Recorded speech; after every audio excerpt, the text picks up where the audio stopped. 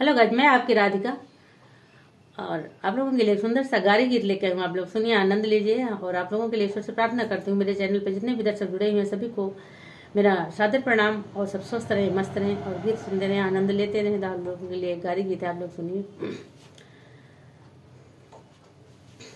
समधन की फटी सलवार नाड़ा ना टूटे, समधन की फटी सलवार नाड़ा ना टूटे।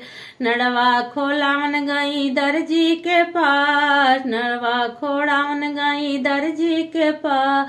कैंची चली दिन रात नाड़ा ना टूटे, कैंची चली दिन रात नाड़ा ना टूटे।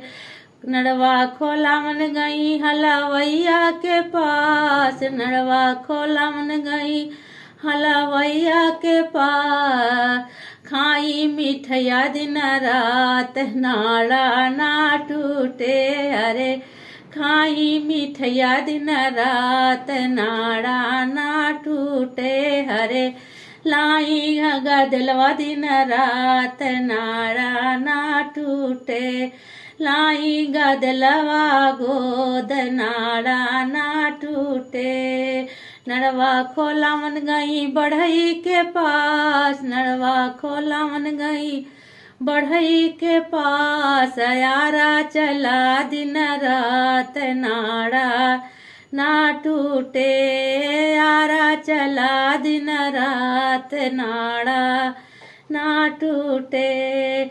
समधन की फटी सलवार नाड़ा ना टूटे। नड़वा खोलावन गई भैया के लागे, नड़वा खोलावन गई अपने भैया के लागे। अरे सूती से जरिया दिन रात नाड़ा ना टूटे, अरे सूती से जरिया दिन रात नाड़ा ना टूटे। सूती से जरिया ललना खिलाई, मुहवा की ही काला नाड़ा ना टूटे।